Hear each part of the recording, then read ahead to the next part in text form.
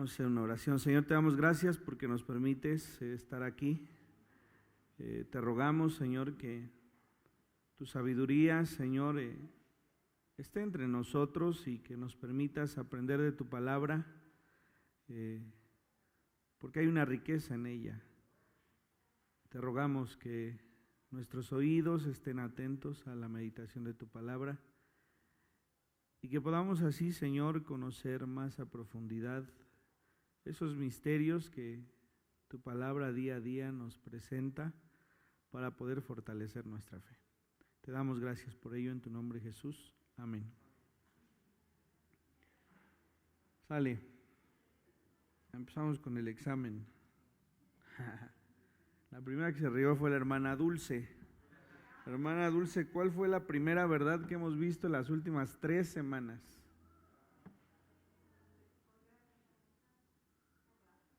Por la fe, ¿sí? Por gracia somos salvos. De hecho ya hasta nos repetimos ese versículo, ¿no?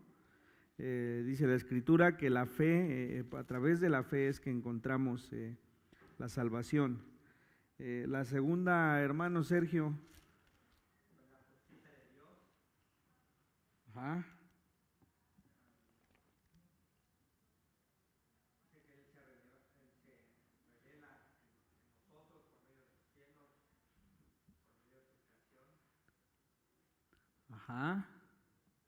Ajá. Esa no era, pero esa era la tercera. La primera es, si está en Romanos capítulo 1 en el versículo 17, ¿no? Porque en el Evangelio la justicia de Dios se revela por fe y para fe, como está escrito, mas el justo por la fe vivirá.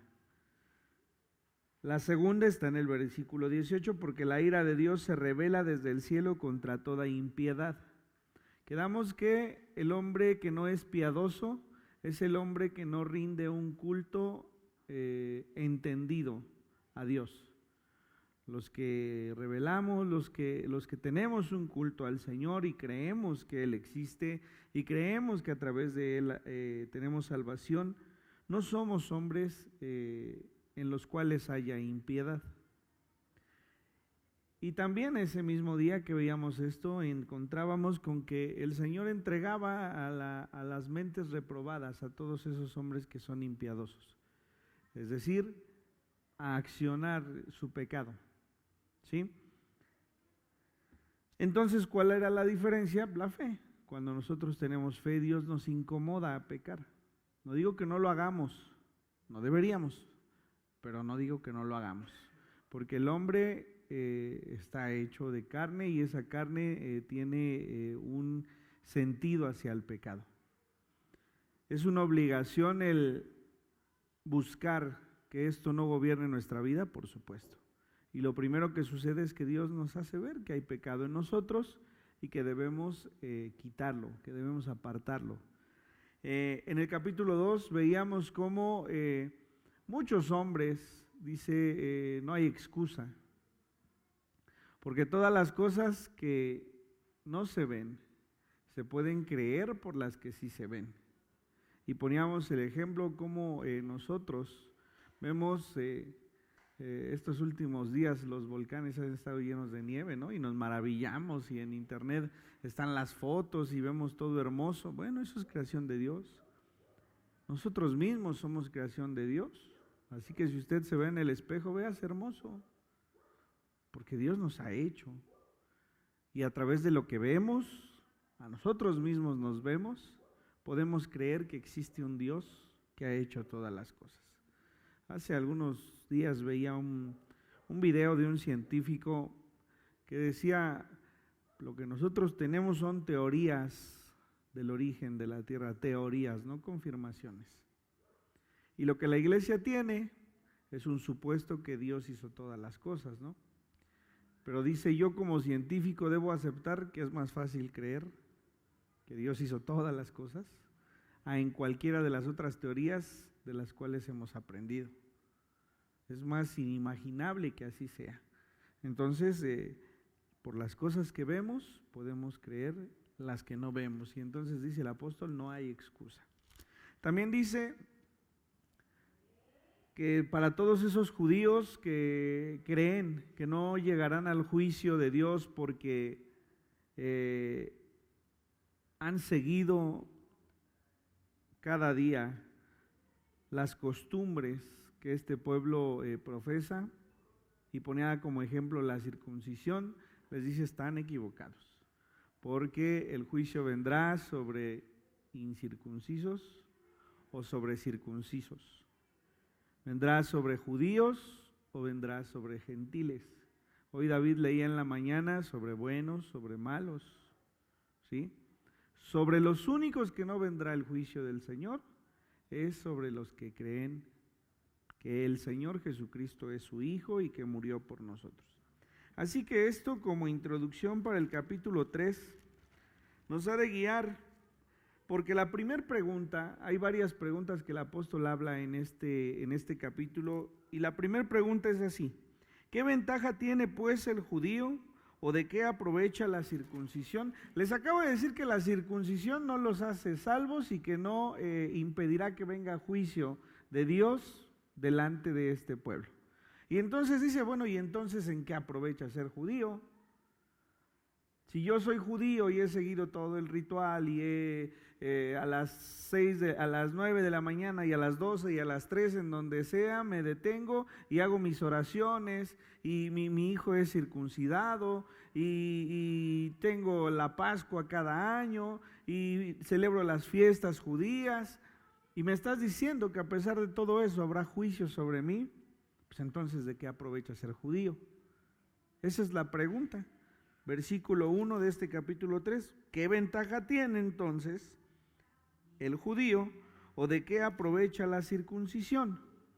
Y el apóstol Pablo responde en el versículo 2, mucho, en todas maneras. Primero, ciertamente que les ha sido confiada la palabra de Dios. Saben, a través de la palabra el Señor creó todas las cosas. A través de la palabra el Señor prometió a Abraham que su descendencia sería bendita en todas las naciones de la tierra. A través de su palabra también le dijo a cada uno de sus hijos, a los patriarcas, a Isaac, a Jacob, a las 12 tribus, les dijo y les confirmó la promesa que se hizo en Abraham. A través de la palabra el Señor confirmó una vez más en el rey David esa eternidad en el reino. A través de la palabra también el Señor habló a través de los profetas a los reyes. A través de su palabra también habló antes de la cautividad y después de la cautividad. A través de la palabra Juan el Bautista preparó el camino para el Señor Jesucristo. A través de la palabra el Señor Jesucristo predicó. Y esta respuesta del apóstol Pablo a esta pregunta, bueno, entonces, ¿qué ventaja tiene pues ser el judío? Que la palabra estaba hecha para ellos. Que nunca faltó palabra para este pueblo para que se acercara a Dios. Y entonces dice el apóstol, mucho. En todas maneras, primero ciertamente que les ha sido confiada la palabra de Dios. Así que no solamente hablaba de la Torá o del Pentateuco o de los profetas o de los salmos o de los proverbios, porque estos hombres, algunos solamente siguen los primeros 5 libros de la Biblia, los que nosotros conocemos, pero en su mayoría por lo menos tienen el Pentateuco, que son esos 5 libros, tienen a los profetas, tienen los libros de los reyes y de las crónicas. Así que esa palabra les fue dada. ¿En qué aprovecha? Ya no es culpa de Dios. Pero como tampoco es culpa de Dios que nosotros o alguno de nosotros se pierda, o de nuestros hijos se pierda. Dura palabra decía David en la mañana, ¿no? Nos vemos en el cielo, imagínense que estuviésemos los 7 hijos del pastor David y que nos dijera, y no, si a mí no me hubiera dicho. En verdad es una palabra dura, pero así es la palabra del Señor. A veces queremos que por lo que nosotros creemos, nuestros hijos también lo crean. Y no es así. El Señor se ha de manifestar en sus vidas y nosotros hemos de contribuir con nuestro propio testimonio para que ellos crean, Esa es nuestra obligación. Que nuestro testimonio les dé a ellos certeza de que están en el momento correcto. Y que también ellos vean en nosotros esa certeza manifestada en nuestras vidas. Así que el apóstol les dice, en mucho aprovecha ser judío. Lo principal y lo más importante es que la palabra de Dios se les ha sido confiada. El Señor se manifestó en medio de ellos, ahí en el desierto. El Señor se manifestó y vino a Moisés y le dio la ley. Es decir, nunca faltó la palabra del Señor que les orientara y les dirigiera. Versículo 3, otra pregunta más. Pues ¿qué si algunos de ellos han sido incrédulos? Su incredulidad habrá hecho nula la fidelidad de Dios. Fíjense bien, la promesa era para los judíos. Muchos de los judíos son incrédulos, es decir, no creen en el Señor Jesucristo y no creen en Dios. Y entonces, por esa incredulidad y porque se desviaron atendiendo el llamado a otros dioses, Jehová los entregó en cautividad en las manos de los asirios y en las manos de Babilonia. Así que este pueblo fue prácticamente destruido.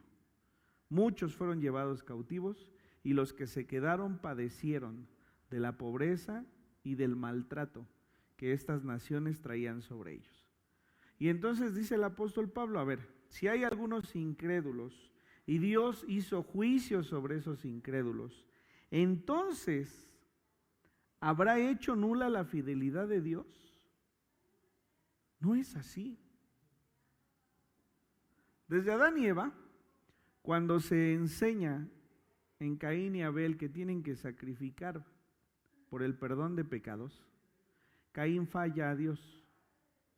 Así que desde allí el hombre falla. Lo hizo previamente, obviamente, Adán y Eva, ¿no? Lo hicieron. Después viene Noé. Y después de Noé, su hijo Cam falla, ¿no? Pero Dios permanece. Y después de Noé nos encontramos con Abraham. Por supuesto hay muchos otros, ¿no? Pero nos encontramos con Abraham. Abraham permanece, tiene 2 hijos, Isaac, el hijo de la promesa, e Ismael. La descendencia de Ismael hoy está en guerra con la descendencia de Isaac, ¿no? Y después de Isaac viene Esaú y viene Jacob. Dice el profeta Malaquías cuando habla a este pueblo de Judá, tú dices, ¿en qué te he amado? Pues yo te elegí a ti sobre tu hermano. Y yo maldije a Edom, a Esaú, y a ti te amé. Cuando él era el segundo, ¿no? No era el primogénito, era el segundo. Y entonces el Señor empieza a mostrar que Él ha permanecido fiel. Trajo a este pueblo del cautiverio, veíamos la semana anterior, les dio nuevo profeta, les levantó otra vez rey de la descendencia de David, y pasados 100 años, porque esto es lo que pasó entre una profecía y otra, el profeta Malaquías hace un nuevo llamado, porque este pueblo ha sido peor que el que fue llevado cautivo. Viene el Nuevo Testamento y el Señor viene, y el Señor una vez más hace un llamado de misericordia, y su pueblo no cree. Y entonces dice el apóstol Pablo, porque unos incrédulos no han buscado al Señor, y el Señor ha tenido que juzgarlos, entonces el Señor ha sido infiel a su pacto. No. Nosotros mismos somos el resultado de ese pacto que hizo con Abraham, porque nos ha dado salvación. Y cuando el Señor venga y arrebate a su iglesia, es un acto más de fidelidad de Dios. Así que el apóstol dice aquí, pues que si algunos de ellos han sido incrédulos, su incredulidad habrá hecho nula la fidelidad de Dios. De ninguna manera, antes bien sea Dios veraz y todo hombre mentiroso, como está escrito, para que seas justificado en tus palabras y venzas cuando fueras juzgado. Es decir, todo hombre que diga que el Señor no ha permanecido fiel, porque un día juzgó a este pueblo, sea mentiroso. Dice el apóstol Pablo, de ninguna manera, antes bien sea Dios veraz, es decir, Dios el que dice la verdad, y todo hombre mentiroso. Si nosotros decimos que Dios es infiel, somos mentirosos, porque no ha sido así. Y si nuestra injusticia, versículo 5, hace resaltar la justicia de Dios, ¿qué diremos? ¿Será injusto Dios que da castigo? Hablo como hombre. En ninguna manera. De otro modo, ¿cómo juzgaría Dios al mundo? A ver, si Dios no juzga al pueblo de Israel por la incredulidad y la infidelidad que tuvieron para con Él, ¿cómo entonces podría juzgarnos a nosotros? Si usted tiene dos hijos, uno hace lo recto y el otro no, y no castiga al que hizo lo incorrecto, ¿cómo un día usted se va a atrever a regañar al otro? Es injusto. Es justo cuando el que hace mal recibe una reprensión. Por esa única forma es que usted puede castigar a uno y en su momento castigar al otro. Porque ¿qué es lo que dicen los hijos? Ay, ¿por qué a mi hermano o a mi hermana no le hiciste esto? Yo se lo dije a mi papá, no se lo dije así directo porque nunca le contesté, ¿verdad? Pero un día regañó a Quique y después le dijo, pero no es para que te enojes. Y yo dije, a mí me decías vete de la casa, ¿no? A David también se lo dijo. Y a Quique le dijo, bueno, pero no es para que te enojes. No, dije, mi papá ya está envejeciendo. Porque el corazón se enternece, hermanos. O sea, no es sinónimo de inseguridad y de impotencia, el corazón se enternece. Entre más uno pasa con sus hijos, es más difícil reprenderlos. Porque hasta queremos darles derechos que no tienen, ¿no? Así tenga su hijo 50 años, 60 años, no tiene derecho nunca a responderle, porque es su hijo. Pero para que eso suceda, usted debió mostrarle que el respeto ante él lo es todo. Los japoneses tienen dichos muy firmes.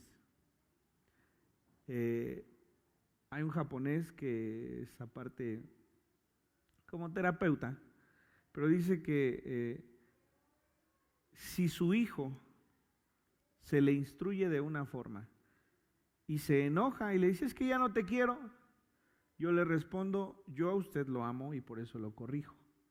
Si usted no me quiere o no me ama porque lo estoy corrigiendo, ese es su problema. Mi tarea es enseñarle que las cosas deben ser así. Y casi estoy seguro que muchos de ustedes, sus hijos se los han mencionado, ¿eh?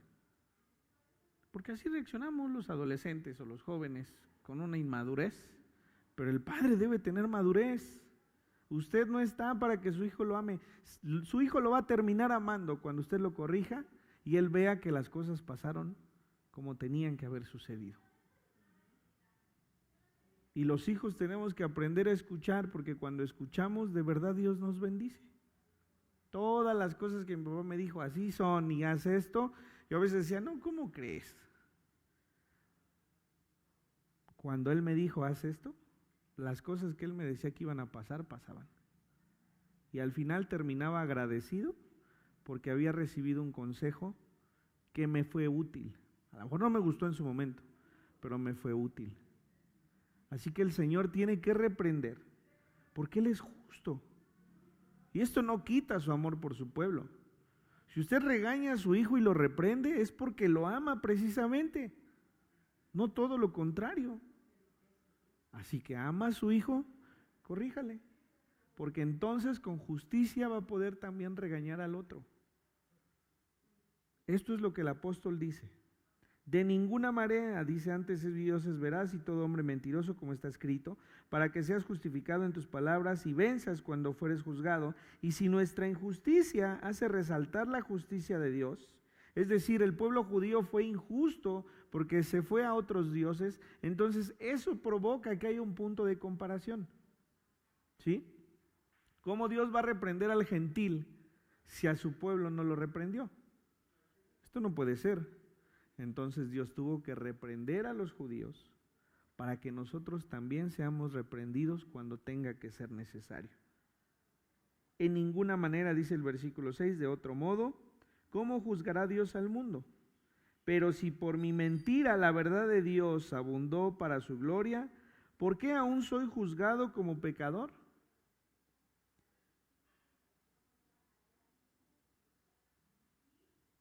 Si Dios ha dicho que bendecirá a su pueblo, entonces ¿por qué el pueblo judío es juzgado? Por las elecciones propias. ¿Sí? Si para nosotros Dios nos ha dicho que habrá bendición, si nosotros no seguimos ordenadamente el camino del Señor, no esperemos que suceda, ¿no? Tendrá que haber un punto de quiebre, y esto no quiere decir que Dios sea infiel. Esto solo quiere decir que Dios es justo. No puede contradecirse Dios en su amor, en su justicia y en su misericordia. Todo tiene que ir de la mano. ¿Y por qué no decir, como se nos calumnia y como algunos cuya condenación es justa, afirman que nosotros decimos, hagamos males para que vengan bienes? El apóstol Pablo y todos los que con él predicaban eran juzgados, porque muchos decían, bueno, este predica que la salvación es por gracia y no por obras. Prácticamente está diciendo, bueno, pues si tú crees, haz de tu vida lo que quieras, ¿no? Por eso dice aquí, hagamos males para que vengan bienes. Pero es una calumnia, dice el apóstol. ¿Por qué no decir, dice, como se nos calumnia y como algunos cuya condenación es justa, afirman que nosotros decimos, hagamos males para que vengan bienes? ¿Qué pues? Dice el versículo 9, ¿somos nosotros mejores que ellos? En ninguna manera, pues ya hemos acusado a judíos y a gentiles que todos están bajo pecado, como está escrito, no hay justo ni aun uno. Vamos a Filipenses en el capítulo 3.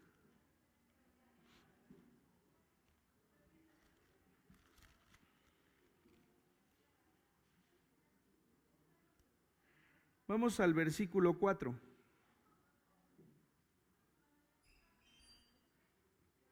Aunque yo tengo también de qué confiar en la carne, dice el apóstol Pablo, si alguno piensa que tiene de qué confiar en la carne, yo más. A ver, le hago una pregunta. Supongamos, y tómelo como una tontería pensarlo, supongamos que la salvación es por obras. ¿Alguno podría decir como el apóstol, aunque yo tengo de qué confiar en la carne?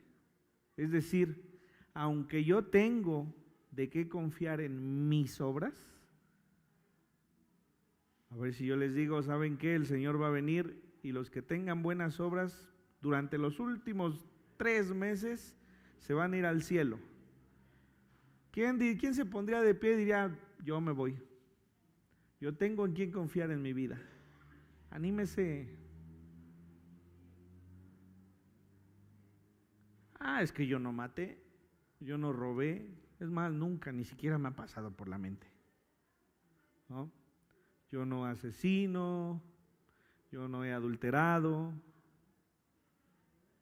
pecados groseros, digamos, ¿no? Pero ¿qué dice la Biblia? Dice el Señor Jesús poniendo un ejemplo, dice que si un hombre ve a una mujer para codiciarla, ya ha adulterado con ella. Quiere decir que nuestro pensamiento trae impureza a nuestro corazón.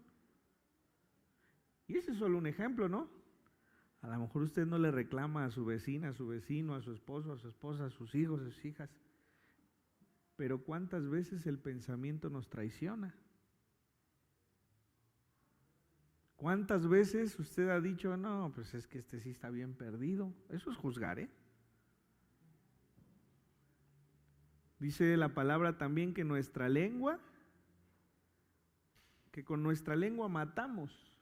Así lo dice. Le vuelvo a preguntar, ¿quién diría, yo me pongo de pie, yo tengo también de qué confiar en la carne? Es decir, mis obras son acorde a lo que creo, así que venga el Señor.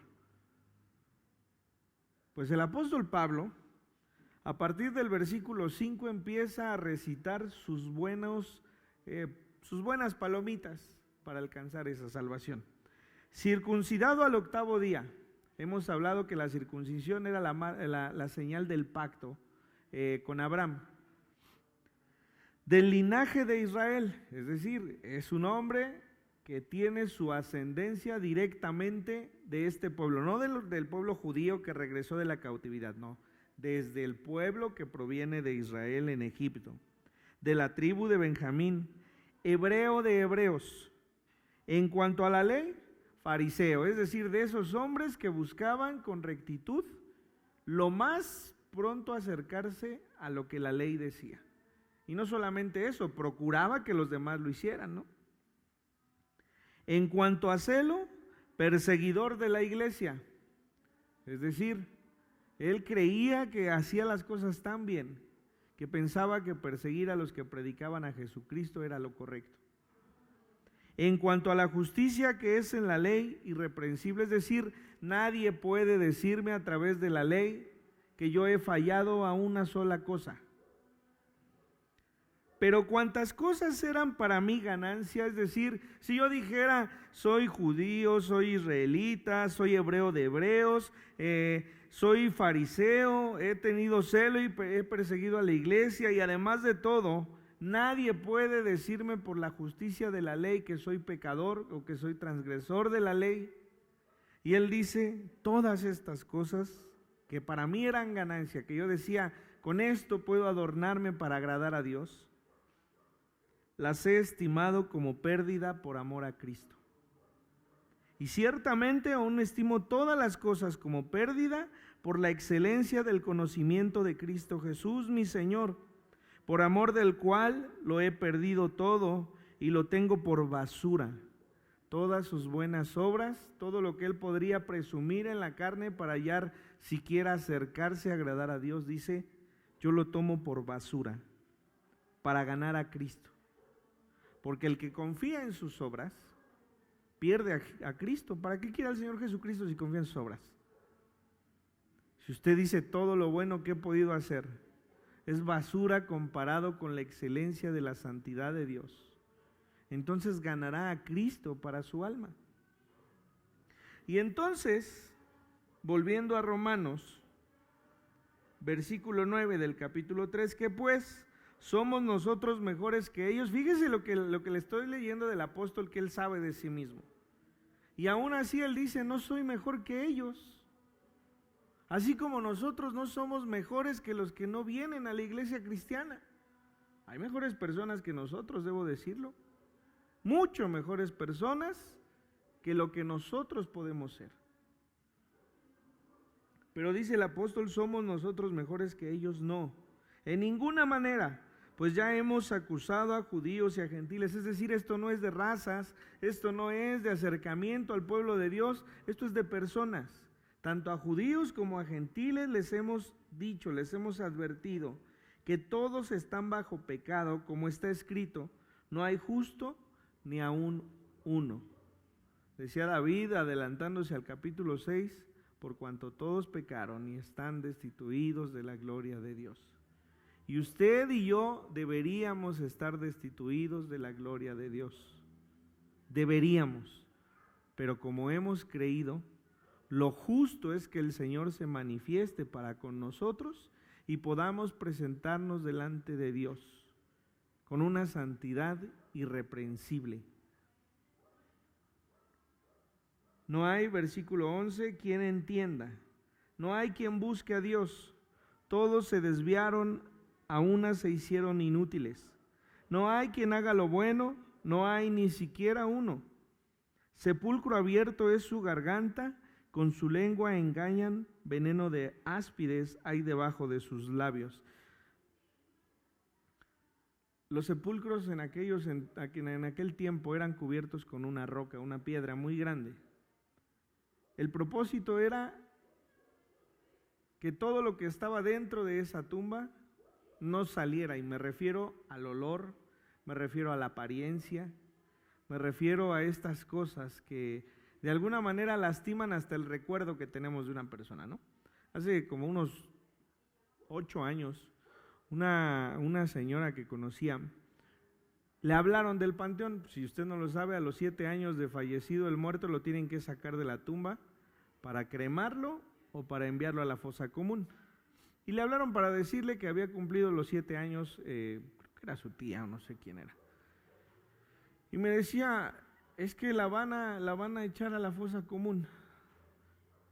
Y me decía, ¿tú crees en esas cosas? Le digo, no sé, ¿a qué te refieres?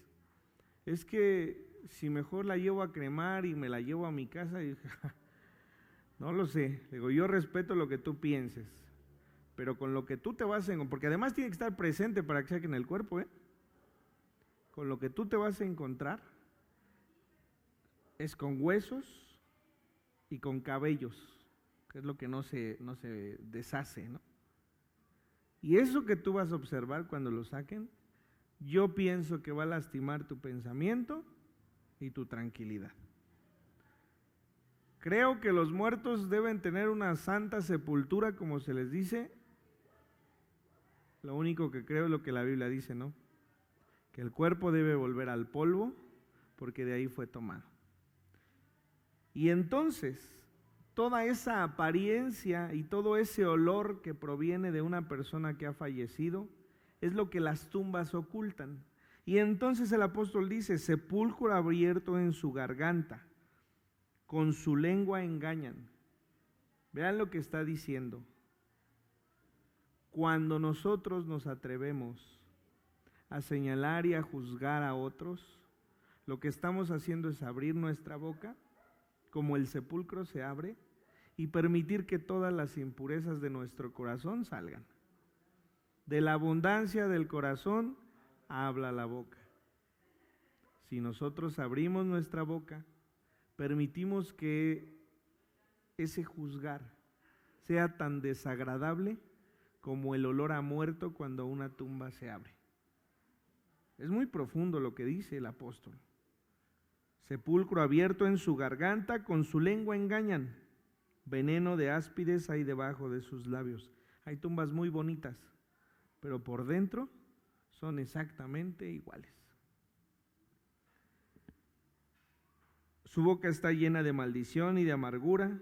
Sus pies se apresuran para derramar sangre. Quebranto y desventura hay en sus caminos, y no conocieron camino de paz. No hay temor de Dios delante de sus ojos. Pero sabemos que todo lo que la ley dice, lo dice a los que están bajo la ley, para que toda boca se cierre y todo el mundo quede bajo el juicio de Dios, ya que por las obras de la ley ningún ser humano será justificado delante de él. Le vuelvo a preguntar, ¿usted sería capaz de levantarse y decir, por mis obras yo puedo responder?